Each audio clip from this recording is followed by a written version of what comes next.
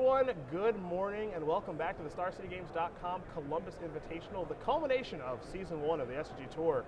Cedric Phillips, Matthias Hunt, Ryan Overturf, and some guy in a blue sweater who couldn't find a suit this morning. I mean, I didn't bring a suit. It's your fault. You should always I don't be own ready. a suit. You should always be ready to do commentary, Todd. Yeah, I mean, I guess I could bring it every weekend and just get tapped once every year and a half or 2 years or whatever. This is the Luis Scott Vargas treatment, right? Sure. This is for the Pro Tour. So if he doesn't make top 8, boom, he's in the booth. So you're our LSV. Great. Congratulations. Yes. There are worse spots to be in. Todd Anderson will be joining us this morning as Patrick Sullivan is a little under the weather, unfortunately, so I don't think he'll be able to join us for Sunday coverage. We wish him the best, obviously, but we've got a suitable replacement here in Todd, the person with the most SCG Tour Open top 8s. So a not bad replacement, I promise you. As we get ready to go over our 4 quarterfinal matchups here this morning, as our Invitational, it started at 757-ish players, our most players we've ever had for an Invitational. It's down to 8. Eventually, it's going to be down to 1. Might be your good friend Jerry Thompson winning this whole thing. That's my pick. Yeah, we're going to have to find out. Shocking. So, yeah, a big surprise for sure. So we're going to go over our quarterfinal matchups one by one, do a little analysis, make some predictions before we do begin the match that we played this morning. So we are going to start on the right side of our bracket, learn more about these players, and make our predictions. So we will begin here with Jamison Perdue, who is playing a deck you know very well in blue-red control. He's pretty happy about that, I'm sure, against Max McVitie, who is playing mono-white humans. So in this matchup, and I know I was actually a little privy to you testing this matchup in Roanoke with the gang. For Jamison with blue-red control, this deck, especially being on the play, is pretty potent. So I'm going to start with you, Todd. How do you feel about this matchup for Jamison, especially in the matchup against the very aggressive take on humans in mono-white? So basically, the blue-red control deck has to just try to kill as many creatures as possible in the early game, try to preserve its life total so that it can find a Chandra or Goggles, stick it, and then use that engine to basically power out the rest of the game. The mono-white deck doesn't have a lot of reach, so if you're able to, pick off their early game, you can usually stabilize with one big spell later in the game. Okay. After sideboard, it's going to be a little bit different because he has access to Kozilek's Return, whereas in game 1 he doesn't have access to that. And since we're playing 4 post-board games, that's going to be a big deal. So without access to Kozilek's Return in the main deck, he's starting Fevered Visions, Matthias. How do you think that's going to affect the matchup? Is he a huge dog game 1? Can he still win game 1? Is he a huge favorite after sideboard? Well, huge dog may not be the right way to put it, but absolutely, there's been a lot of situations this tournament where we've seen players board in the Fevered Visions package out of the sideboard of the blue-red control deck. I like what Jamison did here. He really took it a step further and said, I'm boarding this so often, how about I just actually start the card and move Kozilek's Return to the main? Unfortunately, this is the one matchup where I think he loses the most by playing the switch. Even with the Fevered Visions in hand game 1, and he has the option of casting it or just not casting it, not casting it might be the right decision here. Just hang on to it? I hope you draw a Tormenting Voice and you have a great card to discard too. Yeah. Okay, that's fair enough. Go ahead. No. So in game 1, I think one of the issues here is he's won the die roll. So in a regular game, mono-white humans is the deck that benefits the most from being on the play versus the draw. So Jamison getting to go first, and they say in a match where you're starting Kozilek's Return, I think would be really important. Now the problem is here, I don't think he can capitalize on winning that die roll because game 1 is really kind of a liability for him until he gets to use his sideboard. Now Ryan, we're putting a lot of focus on the blue-red control deck here. How can kind of mono-white win this thing? Because it feels like a lot of people feel like blue-red's going to win. Sure, the mono-white deck can win the exact same way it wins any other matchup, by casting a bunch of 2/1s for 1, playing a Glorious Anthem effect and attacking for millions of damage. Okay. It's going to be difficult for Jamison to interact with that in game 1 until he gets up to 6 mana with Chandra Flamecaller. There's a couple 1-for-1 removal spells in the early game, but game 1 I have to figure that even on the play, this is going to be tough for the control deck. And then the game plan for the mono-white aggressive deck is just to play around the sweepers in the sideboard games. We have deck list, it is the top 8 playoff. He'll have 4 cracks at it, so he does have a good chance at just being able to play conservatively, not overcommitting into a sweeper, even just getting a couple Glorious Anthems and being just on top of a Kozilek's Return. That's going to be the game plan here. So for this blue-red control deck, Todd, obviously you have the most experience probably of anyone playing it through the 2 weeks. I know you lost in the semifinals in Baltimore to Kellen Pastor. Similar matchup, obviously. You didn't have as much pinpoint removal then. You had those wonderful Eldrazi Obligators that did so much for you over the course of the weekend. Dude, I was so mad. So I had 4 dead cards in my sideboard, and a Yavimaya that dealt me approximately 30 damage over the course of the tournament. So yeah, so I think the mono-white humans matchup it's not favorable. I'm not going to say it's favorable. I think it's very close. I think other versions of humans that are a little bit slower, that try to play like Reflector Mage and stuff like that, since they're slower, you have a lot more time to actually, get a leg up on them. They have fewer 1-drops. So, you know, I think just having a few early removal spells against him might not be enough. Okay. But Kozilek's Return even might not be enough if he's able to stick, you know, a Thalia's Lieutenant or always watching to keep his creatures up to about 3 toughness. Okay. And then Kozilek's Return doesn't really do all that much. So it'll be interesting to watch. I'm not sure who's going to win. Yeah, this matchup always feels pretty close. When the mono-white deck, well, I'll say this. Whichever side wins, it always feels like it's a destruction. You know, when mono-white wins, they destroy you, and you're like, I could never have won. When the blue-red control deck wins, you know, they're using goggles, playing Fall of the Titans for 1 million, and then there's no shot for the mono-white deck to win, because once blue-red stabilizes, mono-white, they're just drawing 2-1s. It doesn't even matter at that point. So it'll be interesting to watch. It's a big deal. I think that Jameson is on the play. And as we take a look at our pick'ems here and who we select, for me, I'm going to go with Jameson. One of the reasons for that is because, honestly, I've watched you and Jerry and the rest of the guys in Roanoke test that matchup, and while it does feel pretty close, 5 games, I just don't feel like humans can win 3 of them, honestly. Really? I really don't. All right. Yeah, I mean, I think I'm going to pick humans. Okay. I hate going against it, but I think game 1 with the 4 fevered visions, instead of having you know, a little bit more manageable cards against the aggressive decks, I think Fever Visions is a huge liability, and if he doesn't draw a Tormenting Voice to get rid of it, or if he'd just rather pitch like a Drownyard Temple to it so that he can maybe accelerate into a Goggles or a Chandra, he's just going to have this dead card stuck in his hand. Matthias? Yeah, you talked about Jameson being on the play, but because of that game 1 configuration, I don't really like Jameson's ability to be able to win the first game. What that means is in the post-war games, Jameson's going to have to win a game on the draw if he doesn't take game 1. And mono white for me, we watched Max McVitie play against Jerry Thompson in that matchup, and it was just each game was player on the play winning, player on the play winning. I'm going to think it goes to 5, but I'm going to give this to Max McVitie. And Ryan? I know I'm speaking to a renowned Kithkin master, but I've never cheered for a mono white deck in my life, and I'm not starting today. I'm picking the Goggles. We'll see what Nick Miller There you go with the blue is red selecting deck. here as well. He's going with Jameson. We got 3-2 on blue-red control over mono-white humans. Might go to 5 games too, so that's kind of ironic there. That's kind of the breakdown for that particular matchup. So we'll see how that does shake out, as that's going to be our first match that we do cover in the quarterfinals. Now we take a look at the right side of the bracket again, so we can start analyzing our next matchup here between James, not Jaeger, Wager. Want to make sure I get it right. Not Wager, it's Wager. He's playing Big White. This is the deck that Team Lotus came to this tournament with, and really simply what they did is they said, hey, all the white cards are good, so we're going to put them in a deck. And that's it. You know, it's not the most impressive deck to build, but it's pretty straightforward. Magic isn't about how smart you are sometimes, it's about winning matches. All the white cards are absurd and standard. Put them in a deck, make the mana work. There you go. Number 2 overall seed. It worked for James. For Andrew Main, he is playing green-white tokens, maybe the most innovative deck here in the top 8, because when we get to the left side, it's going to be pretty boring stuff, but he's your number 7 overall seed. So for Big White, for green-white tokens, that's your matchup. Matthias, I am going to start with you. Who do you like? Give me a little bit of a breakdown. All right, so this is interesting because we have to think, what is this green-white tokens deck? It is certainly, Main's deck is the most innovative one here. It's not like a Cryptolith Right style deck or anything like that. It's actually just a very good value deck. So we're looking at full play sets of Thraben Inspector, Elvish Visionary, Gideon Ally of Zendikar, I believe 3 copies of Nissa Voice of Zendikar. So when I look at that, I'm trying to think of the decks that make Big White, cards that make Big White really good. And its removal spells are things like Declaration in Stone, Stasis Snare, and these cards just seem ill-positioned against the green-white tokens deck right now. Now, there's a lot of things going on where if Wager can draw to his finishers, I'm not sure that Main has great ways of, say, dealing with Archangel Avacyn or Archangel of Tides. Okay. So it can go either way, but because Wager's the control deck, and I don't think his control cards are very well situated, it's going to be an uphill fight for him, even on the play. Ryan, how do you feel? I feel like the Big White deck is actually favored here. I think that with the 4 Hangerback Walkers in the tokens deck, the Eldrazi Displacer is very powerful against that, Silkraft's powerful against that, Declaration in Stone good against just any kind of token, and against the Hangerback Walker itself, if they draw a card, whatever, that's not as good as the Hangerback Walker usually. The flyers are huge. The 4 copies of Avacyn, massive. The Archangel of Ties, not just another flyer, a taxing effect for attacking with a lot of creatures is very relevant, and Linval is out of the sideboard, not just another giant flyer, a life swing, 2 creatures of his own to make up some of that advantage on the board against tokens. I like the Big White deck here. He does have Planar Outburst in the sideboard too. That's right. And also just these Nissa decks on the draw by virtue of seeding. Nissa's a lot less impressive on the draw on turn 3. Todd, how do you feel about Nissa and kind of the matchup here? Maybe on the green-white side. Any way for green-white to maybe take this thing?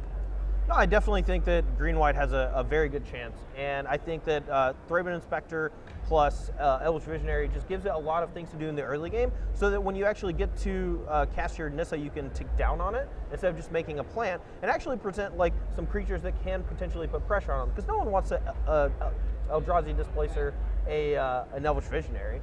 This is true. That's just embarrassing. Yes. So if you get like a Gideon Anthem and a Nissa tick down, you actually have a reasonable sized army without actually having to play your Secure the Waste or what have you. Okay. I think that the games that the token deck's going to be on the play, I think it's going to be advantage. Probably going to see Hangerback Walker sided out. Probably see a lot of the removal decks out of the big white deck sided out as well, since they don't have a lot of great targets. But it is going to be difficult for green-white just to beat the gigantic flyers. Yeah, I think that's the tough part, right? Is it's just going to have a weakness to flyers, and we mentioned Archangel Avacyn, and that's going to be, I think, a pretty tough one to beat. Yeah. Archangel of Ties, depending on how things do line up, and Archangel of Ties and Archangel Avacyn have the ability to really check those planeswalkers, which I think are pretty important for the green-white deck to be able to kind of do its thing. So the green-white token deck, again, probably the most innovative deck in the top 8. We're going to get to all the bank company stuff when we look at the other side of the bracket soon enough. For me, as we make our predictions here, I'm leaning towards big white, and the main reason for that is just the power level of the deck. For James, it's just these cards are good. You mean like Elvish Visionary versus Avacyn? Yeah. That we're looking at that? Sometimes, I'm more like a synergy guy. I like to play Magic most of the time, but sometimes you just hit them over the head with really good cards, and they fold eventually. Like, we've got Power versus Synergy here, a classic matchup, and sometimes Power wins, sometimes Synergy wins. This time I'm going with Power. How do you feel? I hate Thragtusk in general. Yeah. I just dislike big, stupid, powerful cards. Okay. So I'm going to go with tokens. Just you want the synergy? Yeah, I want the synergy, man. Always synergy. All right, fair enough. Matthias? All right. The big powerful cards, the Archangel of Ties and Archangel Avacyn, are going to be pretty good, but if you look at the sideboard here for Andrew Main, and remember, we're playing mostly sideboarded games, he does have cards like Clip Wings, multiple copies of Dromoka's Command in his sideboard. I think once we get to that point and he can answer the Haymakers, I'm going to like the tokens deck. I'm going with Main. Right. I'm a huge Elvish Visionary fan. Say what you will about the other cards, but you can't be more clever than Archangel Avacyn. How do you play around this card? It's obscene having 4 copies of this farce of a Magic card in your deck. That is a huge advantage across this entire top 8 bracket, and I love it in this matchup. I'm going with big white. Yeah, I think, obviously, the opening weeks of a tournament, and we'll take a look at Nick's pick very quickly here as well, but as you take a look at the opening weeks of a tournament, I saw like Archangel hiding out in the sideboards of some decks, and I'm just like, I don't know when you want that besides every matchup. And I think, as we make our way through the next handful of weeks, this Archangel in the board, Juke you, it's just going to be 4 in the main. What are we even doing? You boarded it in the matchups where Archangel Avacyn's good. Right? What are we doing as a community? This card's absurd. It's just way too good. I don't know how good it is against your blue-red control deck, but it's good against every deck. I'm sorry. You ever beat this thing? Yeah, all the time. I don't believe you. I'm sorry. Have you seen the card Lightning Axe? It's good. You better have it, or you're dead. I always do. Or I don't know, Goggles plus anything. That's true too. I guess Fiery Impulse. Your deck does, I guess, a better job of dealing with it, but I think we're going to see more of it, and probably in this matchup quite a bit. So we are going to take a short break here. We want to brace ourselves for all of the bank company we're going to have to talk about here in a moment, since there's so much of it on the other side of the bracket. So when we do come back, when all those other 2 of the matchups, he'll talk about Jerry a lot, because that's his really good friend. He thinks he's going to win. And then we'll see what Logan Mize and everybody else can do as well. Ooh, and our coverage partner, Craig Krempel's in the top 8 too. So quick break here from Columbus. We come back, other side of the bracket. On May 20th through the 22nd, make plans to be part of Modern Weekend and Magic the Gathering history when StarCityGames.com proudly presents Grand Prix Charlotte. Register for the Modern Format main event to compete for thousands of dollars in prizes and receive an exclusive playmat featuring Jace as he pores over the pages of Tomio's journal. Select the 3-day Infinite Challenge package to compete in all challenge events for one low price, while also walking away with the exclusive Jace playmat. Add a premium rewards package and take home a collectible pin, deck box, 80-count pack of sleeves, and playmat, all featuring the iconic Noble Hierarch. Play in select side events for even more chances to win additional Noble Hierarch pins, deck boxes, sleeves, and playmats all weekend long. And don't forget to come say hello to Grand Prix Charlotte's many special guests, including cosplayer Christine Sprinkle and an artist alley full of fan favorites, headlined by guest of honor Rob Alexander. Be part of Modern Weekend and Magic the Gathering history. Register for Grand Prix Charlotte today.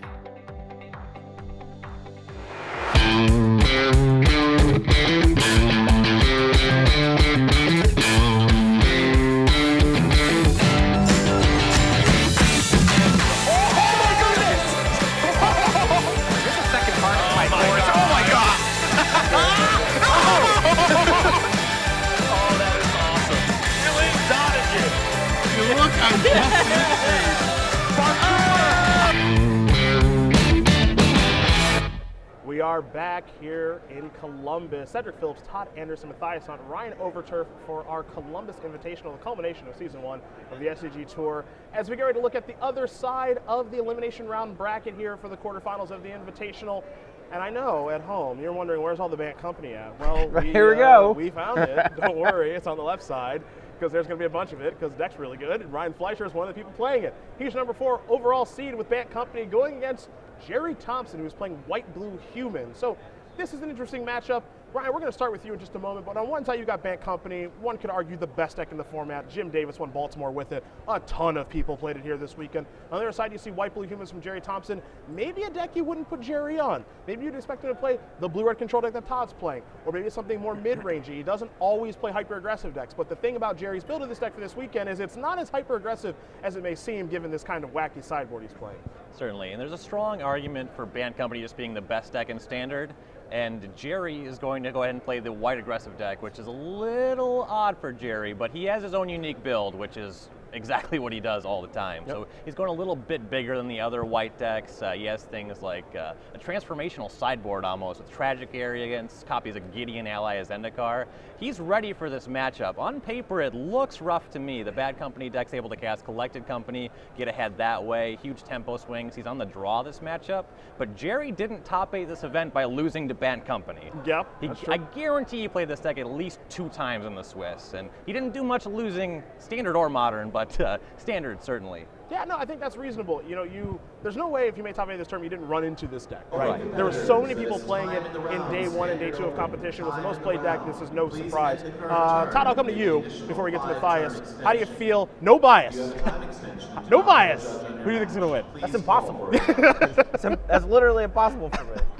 Jerry Thompson, hands down. I saw him beat Bad Company twice. Lost to it once because he made a misplay. I think his deck is very well tuned against it, especially after sideboard, which we get to play a lot of post-board games. Being on the draw, I think, is perfectly fine in the matchup because you have access to Night of the White Orchid.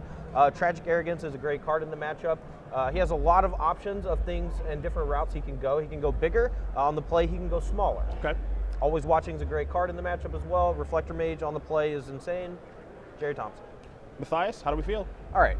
So let's talk about Jerry Thompson just in general for a second here. Sure. He's won 2 invitationals. He's one of the most successful players in the Open Series. And so I've had the pleasure of playing a Jerry Thompson deck before. And if you want to know what his decks generally tend to do, or what he's one of the best in the world at, is if you give him a metagame and say, hey, I need to be able to, against these 3 decks, do really well just next week. Jerry is very good at taking a top tier deck and making it very good for that tournament. Now, you're telling me he's on the side of a bracket where all 3 of his opponents are playing almost the exact 75 that won last week's tournament. And you're telling me that Jerry's going to have a deck that's bad against the championship deck from last week? Like, I just don't believe that. That's completely reasonable. That is completely reasonable.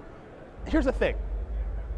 Bad Company, even though Jerry's prepared, Bad Company is still just a really good deck. It's got really good cards. It's got, Collected Company, a healthy amount of synergy, Sylvan Advocate, those Creature Lands and Lumbering Falls, pretty good sideboard, a lot of flexibility. Jerry's great. Jerry's obviously fantastic at metagaming, one of the very best when he has to pinpoint on things.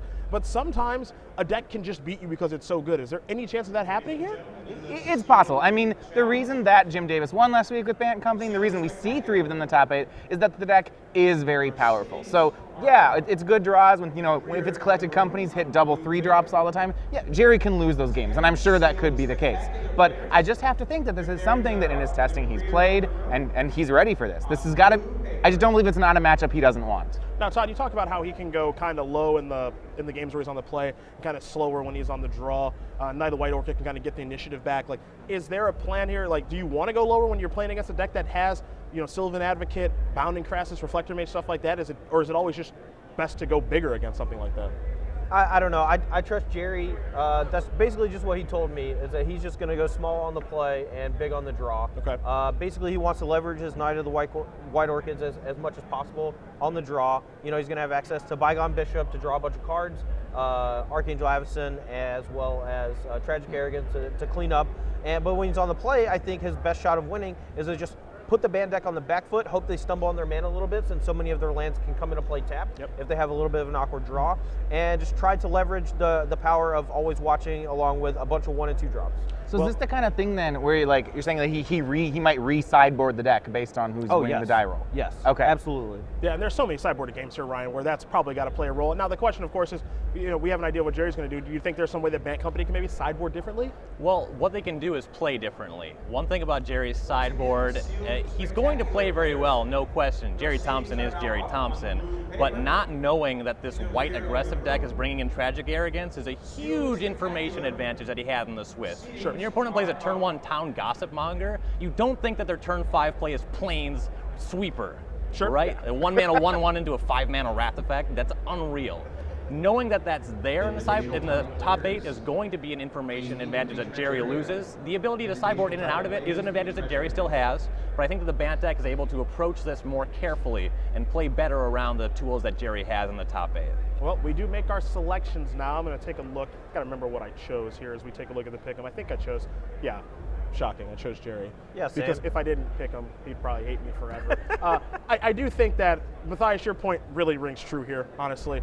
He gets to hone in on a couple of decks for the weekend. This is basically his specialty. And, a lot of people have talked about maybe Jerry's results at Pro Tours not being exactly where he wants to be because it's really always good. an unknown meta. Yeah, it's very unknown for the most part. In Grand Prix where he's had a lot of success, in SCG Tour events where he had a lot of success, this is what people are playing. These are the best decks. I can poke a hole through that.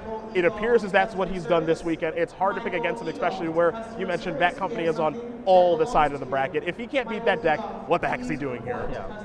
You pick Jerry as well? I also picked Jerry for all the reasons I talked about before. No. Matthias? He's tied with Tom Roth at 2 invitational wins, and I got to imagine he wants to break that tie, and it's going to have to start in the top 8 round. I'm picking Ryan. Jerry. With apologies to Jerry, I did pick I did pick Fleischer for this matchup. On paper, it just looks like you can navigate this once you have access to Jerry's 75. Of course, Jerry's not going to make it easy, but it is time to give somebody else a win. Okay, fair enough. We'll see what Nick decided here. He's going to go with Jerry, so it's 4-1. Ryan is going contrarian here, so we will find out if he is right soon enough as we get to our final match. And this is the other match that we are going to cover. This one's going to be pretty interesting, too. So we have one person here in Craig Krempels who's making all of us look embarrassing as he stops in the booth last weekend and decides, I'm not coming to the booth this week, and I'm just going to top 8 the Invitational. Make all of you coverage guys look like garbage. So thank you, Craig, so much for that. We really appreciate it. Number 8 overall seed. And he's going against Logan Mize, who is playing Bant Company. Logan is such an interesting person on the SCG Tour for me. He lives in Florida. We really don't ever go down there for the SCG Tour events, and he comes up to us. We see him sometimes. We don't get to see him a ton because, from Florida to everywhere else, pretty expensive stuff. But when we do get to see him, I feel like we never see him lose. And he's always playing similar decks. In Modern, for example, if you had to poll anyone in the room, what deck is Logan going to play in Modern? Yeah, Obzon Company, because he always plays. He's been playing it for a year. And for Standard, it's varied, but whenever he finds a deck that he wants to play, and he's playing Heroic for a really long time, he just stuck with it for the entire time. Now he's playing Bant Company, the best deck in the format on paper, and what I guess the community feels is the best deck. So now you've got a Bant Company mirror. On one side, you've got Craig, who's very accomplished, even though he's in the booth nowadays. On Logan, we don't see him as much. When we do, we see him winning. And from what I've heard from people on the floor, the Bant Company mirror is, well, it's something. It's really something. So I'm going to start with you, Todd. What do you think happens here? I think they both play a lot of creatures and stare at each other. Yeah, that's just it. And then eventually one person has 5 more creatures than the other one, and they're all gigantic, and then they attack. Dude, I don't know. I just walked by in some of the matches in the Open yesterday and just saw 3 or 4 Bant Company mirrors in a row. I was like, what are you doing? Why would you ever want this to happen to you? No one has any way to break through, it feels like. No. So Profaner of the Dead would have been a sweet one. Aaron Barrich had that. Yeah. Yep. We were going hard. Okay. We're trying to find anything to break through. Okay. All right. I know that some players had Eldrazi Displacer too. Sure.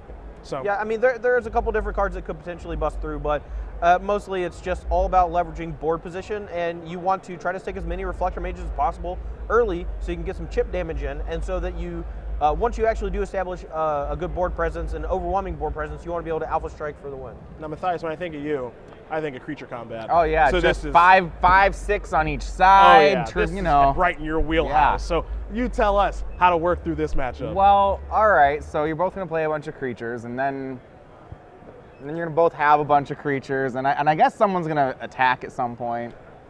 No.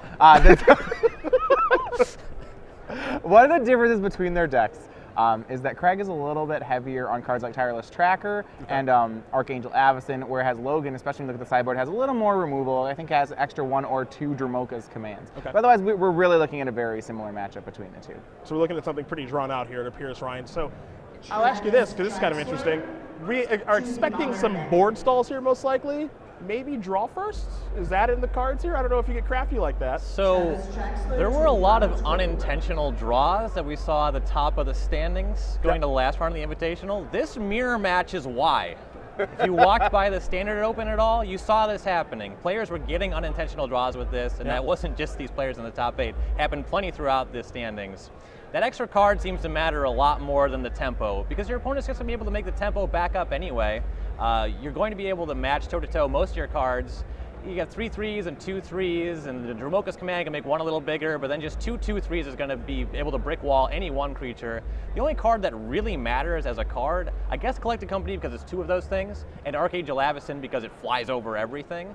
Avacyn advantage matters more than anything. Having the extra draw to find your Avacyns seems very important. I could see taking the draw in this matchup. Yeah, if things are going to break down how we think they are, and based off of what we have seen, there's going to be a lot of creature stalls, them staring back at each other, maybe a lot of activations, Dust Watch Recruiter, stuff like that. Maybe you have to get a little bit crafty and find some sort of small edge. Maybe drawing first is appropriate. I mean, you are in the top 8, you have access to the other person's deck list, so you know what kind of tricks they have. Yeah. Yes. Have you ever been on the draw against a Reflector Mage when you're playing a creature deck? I have. Yeah. Do you want to change your stance on what you just said about being on the draw? Well, being on the draw against Reflector Mage isn't a lot of fun. No. I will say that, it's not particularly fun. I love extra cards, okay? And I guess if I have to play creatures, I just want to play more of them because cards are great. But no, I mean, the thing about these decks, like, right, these 3-drops are so efficient that I don't know if I want to be a turn behind on playing them. That's I mean, the easiest way to lose this mirror match is to just fall behind on board, and then every turn you're trying to play catch up, and you're just slowly getting ground into the dirt. Okay. And if you're on the draw, that is just slightly more likely to happen, even with the extra card, because you get to a point where sometimes you just can't cast more than 1 spell a turn. So if your opponent companies on the play, they get a Reflector Mage, let's say like a Jace, and so they get to do it again. Sure. Yeah, and if you just allow yourself to fall too far behind, being on the draw is a disaster. So maybe don't draw. Well, the way that these mirrors are going to break out, kind of like any mirror of very good decks, the games go very different ways depending on how the cards line up. You will have games where one player will run away on the play. The best way to capitalize on having those games go your way is to be on the play. But the games that go long, you could very well finding yourself wanting that extra card. I'm still not convinced. I want to throw in one more thing here. Okay, so what I see the argument for being on the draw is that I don't want to miss my 4th land drop. I feel like that's a really big disaster. So when you go on the draw, we're more likely to hit our 4th land drop, hit our Collected Companies. But that said, with cards like Duskwatcher Recruit and Tireless Tracker, if I'm on the play, as long as I get up to 4 for my Collected Companies, I think I'm going to make that card back at some point. And what's happening, the tempo seems really relevant. Yeah, I can't say if you do choose to draw first, you actively choose to draw and then get annihilated by Reflector Mage, you will probably choose to play the next game. Yeah, so I don't know if I want to be results oriented in the middle of the match, but I can certainly see where you're coming from, where there is the Reflector Mage advantage, where you're trying to catch up and they just mage you, you're probably dead. And you probably can't come back. So we'll see what kind of risks these 2 players choose to take. Now, as far as picking who we think is going to win, I'm picking Logan because he's the #1 overall seed. Not because he gets to play first, because he gets to choose what he wants to do. There, I fixed that. Go ahead. I'm going to take, was it Craig, right? Yeah, I'm going to take Crimple's fellow commentator. Okay. Just because Craig's gas. Oh, great. Easy pick. All right. I talked a lot with Logan at the Players' Championship this year. And look, Craig Crimples is a great player in his own right, a very strong player. But one of the things, I mean, I'll say about doing commentary here is when you're talking in the booth, you're not putting in the reps and you're not practicing. And Logan, I think he is hungrier for the win right now. I expect he's got 20 to 30 more matches of this under his belt than Craig does. I'm going to go with Logan Mize. For Ryan.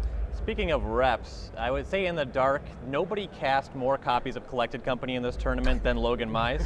Played it in both formats. That's a good bet. He will be casting more in the top 8, no doubt. That's true. That said, the advantages that really matter in this matchup, the cards that really matter, at least in game 1, Crimples has the extra Avacyn. He also has an extra tireless tracker that helps him draw more cards, find the Avacyn. I do like the way that Krimpel's deck is situated better, and I'm not sure if player draw is better. Sure. So I'm picking Craig. All right, fair enough. We'll see what Nick does. He's got to break the balance. He's going to go with Logan. So we got 3-2 in favor of Logan Mize, the Florida native. So as we do put a wrap here on this pregame show before our quarterfinals do begin, I'm going to ask you guys one final question on the spot. I'm going to start with Ryan and come all the way back in. Who do you think is going to win the tournament? Well, it goes against my picks, but I want to say Jerry Thompson. So you're picking him to lose the quarters and win the tournament. Gonna be tough. It's a bold strategy. It is. It is very. We'll see if it works out. Was this the Ocho now? Yeah. Matthias, who do you think is gonna win? Don't want to sound too repetitive here, but I'm going to go also with Jerry Thompson. He's got this Bant Company matchup on the one side of the bracket that he starts on that I figure he likes. And we've already seen in the Swiss him beating players like Max McVitie on the other side of the bracket. I could see Jerry taking this down. Todd, should I even bother? No. No? No, Jerry Thompson all the way. Yep. It's pretty close to it. I'm going to clean sweep it, and God, Matthias, you did a great job of kind of articulating why. Again, he's paired against Bant Company on the entire side of the bracket. It seems like his White Humans deck with the splash of blue is geared towards beating Bant Company. If he played that deck and is frustrated by getting paired against Bant Company, I don't know what he's doing, and I can't imagine that's just something he wouldn't do. Yeah, I just can't imagine that's true. And then whatever makes it through on the other side, be it blue-red control, mono White Humans, big white or green white tokens, you cross that bridge when you get to it. But presumably, if his deck is good against Bant Company, he's through to the finals maybe pretty easily, and then anything can happen from there. Right. So those are our selections. It might be Jerry Thompson's third invitational win. We got to play the matches to find out. So we are all done here in the booth for the pregame show. So we take a short break here from Columbus. We do come back. Todd Anderson and I will be bringing you the quarterfinals. We'll start with Jamison Purdue playing blue-red control against Max McVitie playing mono-white humans. We'll see you guys back here for all of that in just a bit. On April 23rd and 24th, don't miss the StarCityGames.com State and Provincial Championship.